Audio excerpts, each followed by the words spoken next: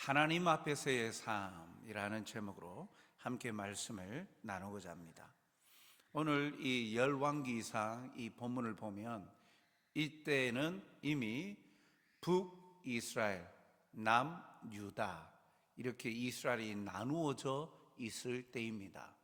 오늘 본문의 중심되는 나라는 남쪽 유다, 남쪽 유다의 네 번째 왕이었던 여호사밧 왕에 대한 평가이기도 하죠.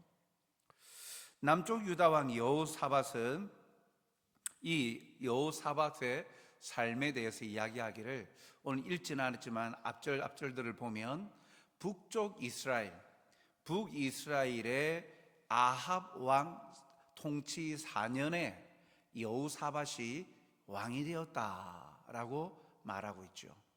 항상 보면 이 남쪽 유다 왕, 북쪽 이스라엘 왕 대비되고 대조되는 내용으로 열왕기서는 기록이 되어지고 있습니다. 특별히 이 아합 왕, 북쪽 아합 왕 이후에 아들이 나오는데 아들이 왕위를 잇는데 그 왕은 아하시야 왕입니다.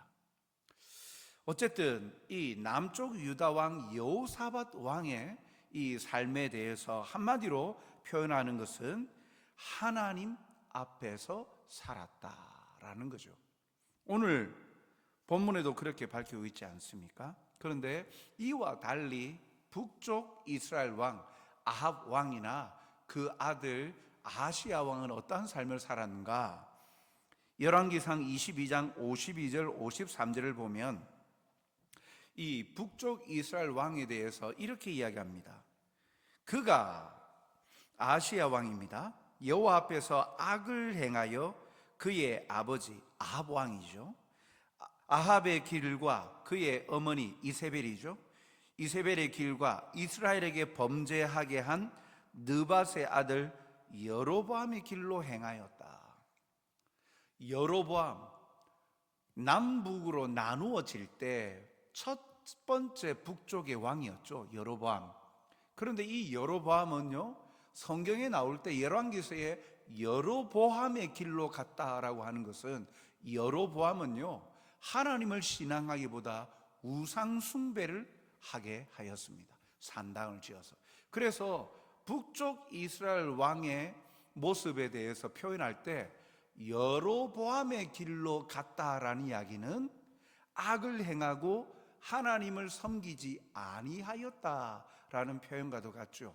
그 북쪽 왕들 중에서 북쪽 이스라엘 왕들 중에서 특별히 아합 왕과 이세벨은 극단적이고 얼마나 그 하나님을 숭배하지 아니하는 우상 숭배하는 왕들이었습니까?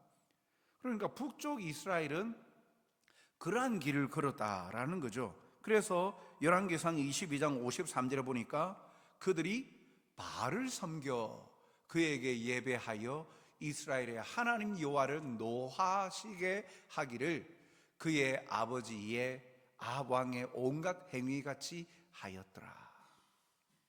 결국 이 북쪽 이스라엘 아하시야 왕은 2년 통치하다가 끝났어요. 그와 반해서 오늘 우리가 보고자 하는 남쪽 유다 왕 여호사밧은 어떻습니까? 여호사밧은 비교적 선한 삶을 살았습니다.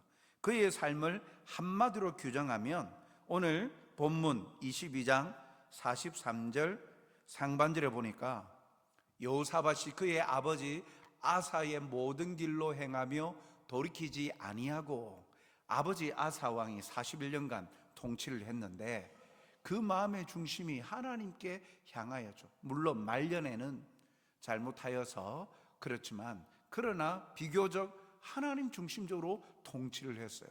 그 아버지의 모든 길로 행하며 돌이키지 아니하고 여호와 앞에서 정직히 행하였다. 이 여호사밧 왕에 대한 평가는 하나님 앞에서 정직히 행했다. 사람들 앞에서 정직히 행한 것이 아니라 하나님 앞에서. 이게 굉장히 중요한 그런 평가요 표현이죠. 사람의 눈을 의식하면서 사람들에게는 드러나지 아니하는 속 내면에는 악을 품고 있으면서도 사람들 앞에서 정직히 행하듯 그렇게 살 수 있지 않습니까? 가십적으로. 그런데 여호사밧 왕에 대한 평가는요, 여호와 앞에서 정직히 행했더라. 하나님 앞에서. 하나님은 우리의 외모뿐만 아니라 중심을 보시는 분이시다. 그래서 하나님 앞에서 중심을 다하여서, 힘을 다하여서 정직히 행하였다라는 거예요. 어떻게 그가 행하였습니까? 그의 치적을 역대기서에 보면 상세하게 나오는데 크게 세 가지로 그는 하나님 앞에서 삶을 살았습니다. 첫 번째는 신앙 부흥운동을 하였습니다. 역대하 17장 9절 말씀을 보면 그들은 이제 이 여호사밧 왕이 통치 3년 될 때에 방백들, 지도자들 5-6명을 세웠어요.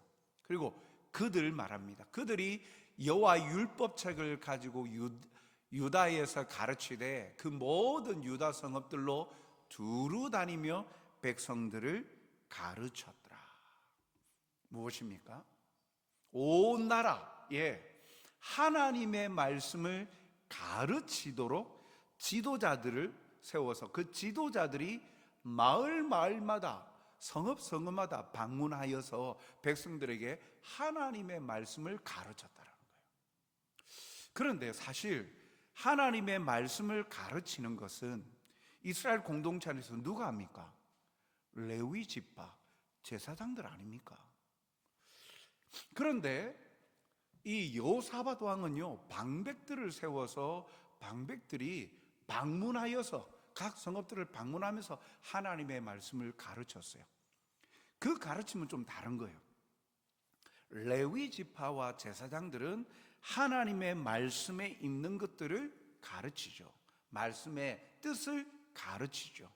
그런데 이 방백들은요, 그 말씀을 가지고 지도자들이니까 그 말씀을 가서 가르치면서 어떻게 가르치느냐? 단순히 말씀의 내용을 가르치는 것을 넘어서 말씀이 삶에 적용되어져 살아갈 삶의 부분들을 강조하는 거예요.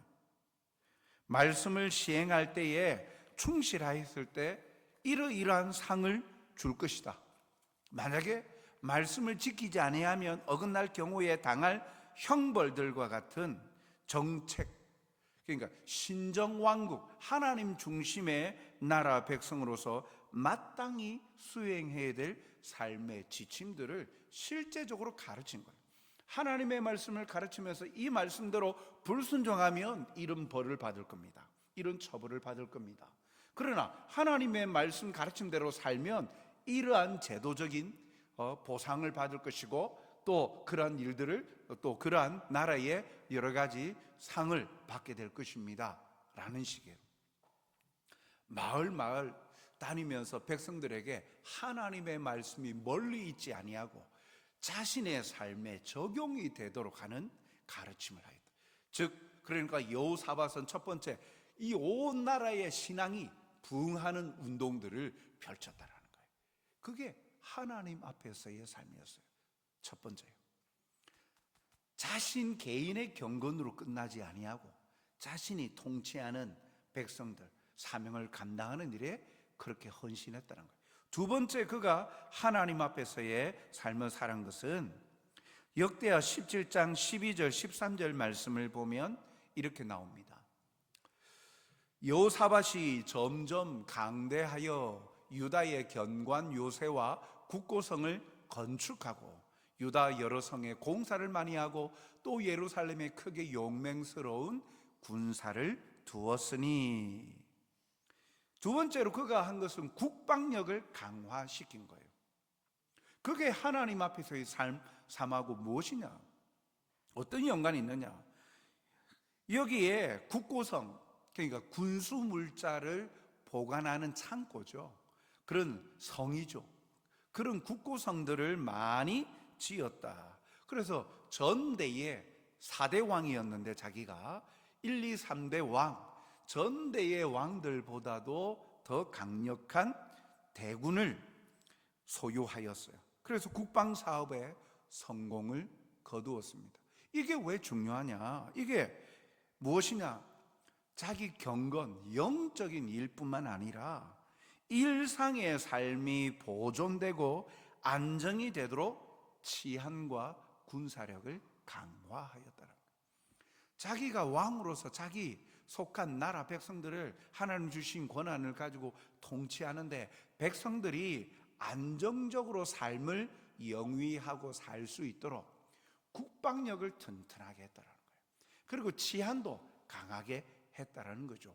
불안에 떨면서 불확실성 가운데의 백성들이 주저주저하면서 힘들게 살지 않도록 하나님 앞에서 자기에게 주신 지혜대로 자기가 주신 권한을 자기 자신만을 위해서가 아니라 백성들을 위하여서 사용한 거예요. 그래서 국방력을 강화하였어요. 세 번째, 그가 하나님 앞에서 살았던 그의 삶은 건강한 사법 체계를 완성했습니다.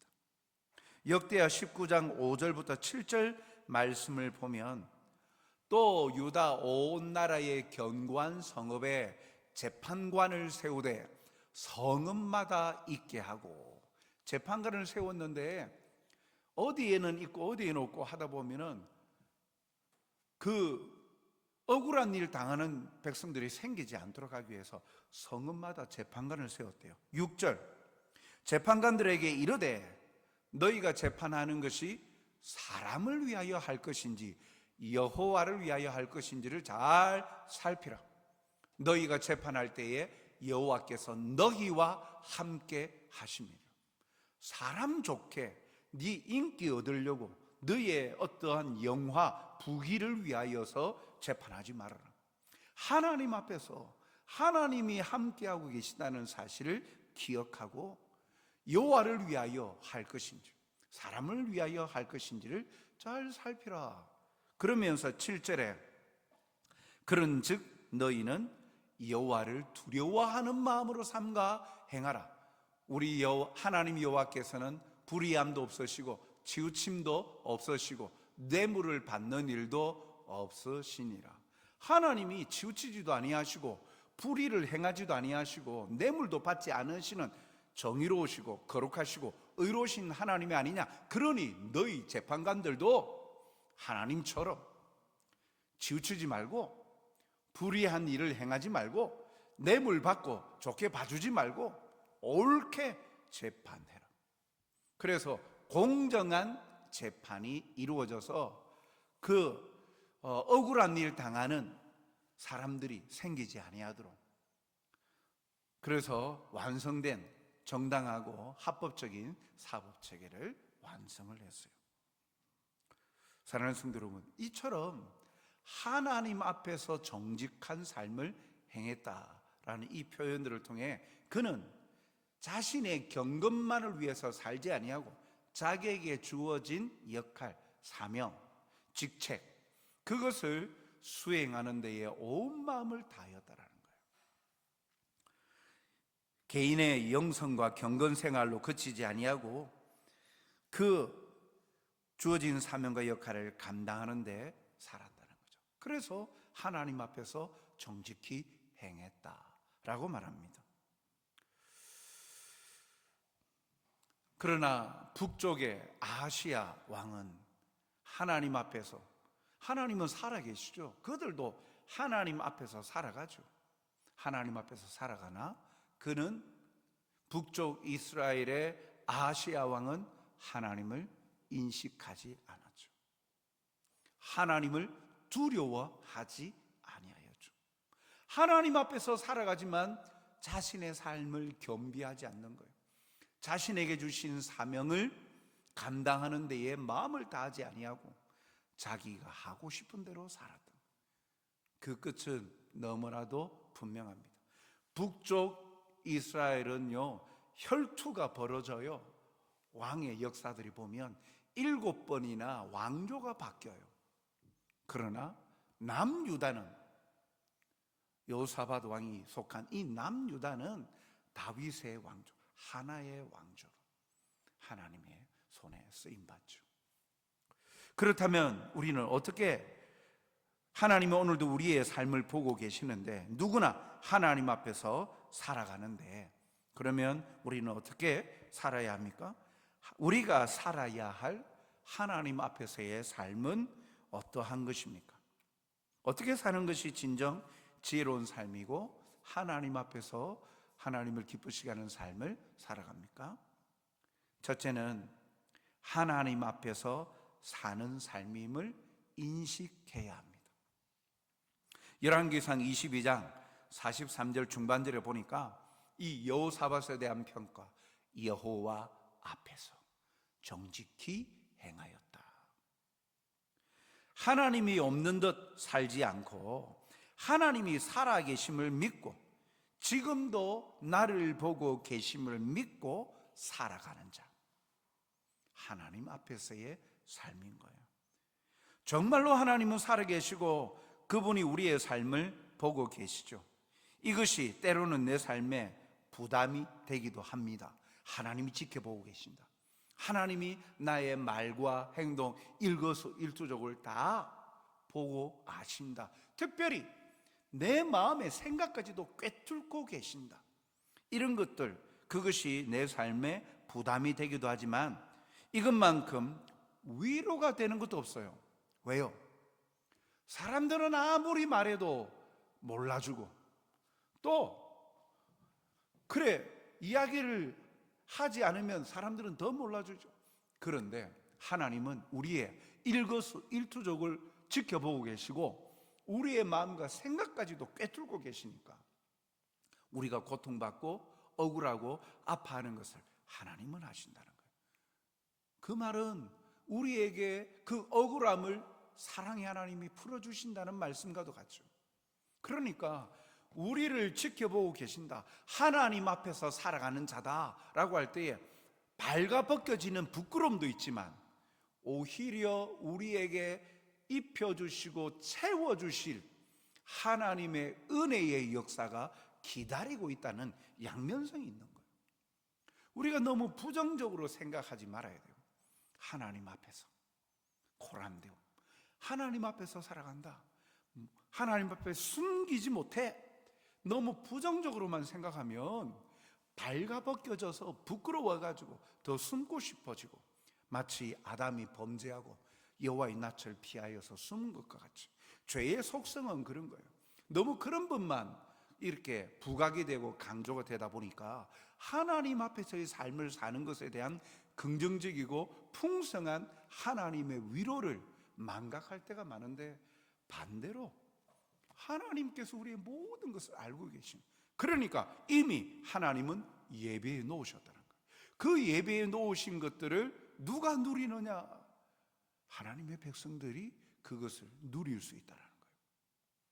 하나님 앞에서의 삶임을 우리가 인식할 때 지혜롭게, 참으로 하나님을 기쁘시게 하고 우리도 복된 삶을 살게 되는 거죠. 그래서 나는 결코 잊혀진 인생이 아니라는 거예요. 사람들이 나를 몰라주고 사람들이 나를 인정 안 해준다고 내 삶이 비참한 것, 그 관계 속에서는 비참해 보이죠. 그러나 거시적으로 보십시오. 넓게 크게 한번 보십시오. 그들이 보지 못하는, 인지하지 못한 채, 그럼에도 하나님은 살아계신다는 거예요. 하나님은 우리의 인생 한 사람 한 사람을 기억하고 계신다는 거예요. 이름을 부르고 알고 계시는 거예요. 너는 내 것이라. 그 하나님께서, 하나님 앞에 우리는 잊혀진 인생이 아니라는 거예요. 기억되어진, 새겨진 인생이라는 거죠. 언제부터요? 창세 전부터 선택함을 받은 독보적인 놀라운 존재라는 사실이에요. 사람들이 인정하든 인정하지 않듯 말씀을 통해 하나님은 그렇게 우리에게 말씀하신다는 거죠. 그래서 하나님 앞에서 살아가는 삶임을 인식하는 것, 우리의 삶을 겸비하고 말씀대로 살아야지, 정직해야지, 그것도 있지만, 이야, 하나님께서 이와 같이 나와 함께 하시고 나의 부족한 것 다 아시고 필요한 것들을 다 아시고 채워주시는구나. 그래서 하나님으로 인하여 기뻐하고 즐거워할 수 있는 거죠. 그래서 내 삶은 결코 무의미한 삶이 아니라 인생의 주인이신 하나님이 보고 계시기에 우리의 책임자 되시고 우리의 보호자가 되시는 하나님이 함께 하신다라는 사실에서 우리는 감사하는 거예요. 또 두 번째, 하나님 앞에서의 삶을 어떻게 살 수 있느냐? 두 번째는 그분 앞에 설 날을 기억하면서 겸비하며 살아야 됩니다. 지금도 그분 앞에서 살지만 언젠가 우리는 정말로 그분 앞에 서게 될 것입니다. 히브리서 9장 27절 말씀. 한 번 죽는 것은 사람에게 정해진 것이요 그 후에는 심판이 있으리니. 모든 인생이 그 후에 있는, 죽음 이후에 있는 심판을 피해갈 자가 없다. 심판대 앞에 누구나 선다라는 것. 정산할 때가 있다라는 거죠. 회개하지 회개하면 용서해 주시니까 동이 서 있어 먹은 것 같이 하나님 기억지도 않으신대요. 그런데 하나님 앞에 회개하지 아니하고 지은 죄를 계속 꿍꿍꿍 앓고 가지고 있다가 마지막 주님 앞에 설 때 주님 앞에서 하나님 앞에서 심판대 앞에 서게 된다는 거예요. 그분 앞에 결산할 때가 올 것입니다. 성경이 거듭해서 가르치는 진실이죠. 우리 인생은 결코 이 땅에서 끝나지 않습니다. 삶에 대한 결산이 있고 이후 영원한 삶으로 이어질 것입니다. 성심을 다해서 우리는 살아야 합니다. 부족해도 두려워할 필요가 없습니다. 우리의 구원자 되신 예수님이 계시기 때문이죠. 사랑하는 성도 여러분, 오늘 이 남쪽 유다 여호사밧 왕의 간단한 삶, 여호와 앞에서 정직히 행하였다. 오늘 나의 이름 집어넣어서 내가 하나님 앞에서 솔직하고 정직하게 마음을 다하여 살았더라. 이런 평가가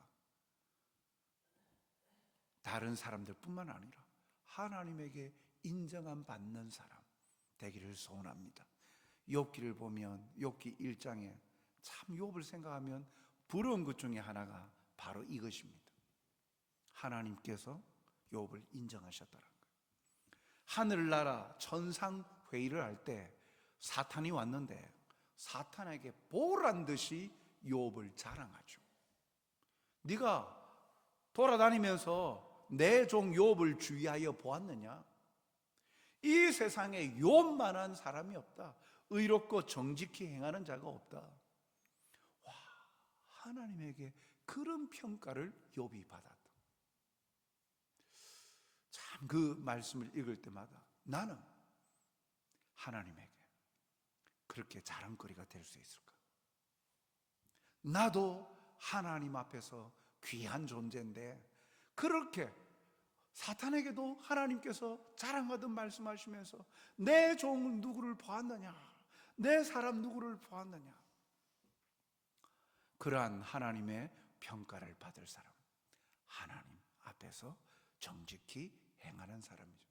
실수하고 약함도 잘못도 행할지라도 그 즉시 하나님 앞에 회개하고 돌이키며 하나님께서 내 사랑하는 종, 내 사랑하는 자요, 일어나 나와 함께 가자 라고 말씀하시는 주님의 사랑의 권면을 우리가 들을 수 있는 것이죠. 사랑하는 성도 여러분, 오늘도 하나님 앞에서 두렵고 떨림으로 그러나 믿음으로 살아가는 복된 여러분들이 되시길 주님의 이름으로 축복합니다. 오늘도 하나님의 살아계심을 인정하며 삶의 모든 걸음을 걸어가시길 주님의 이름으로 권합니다.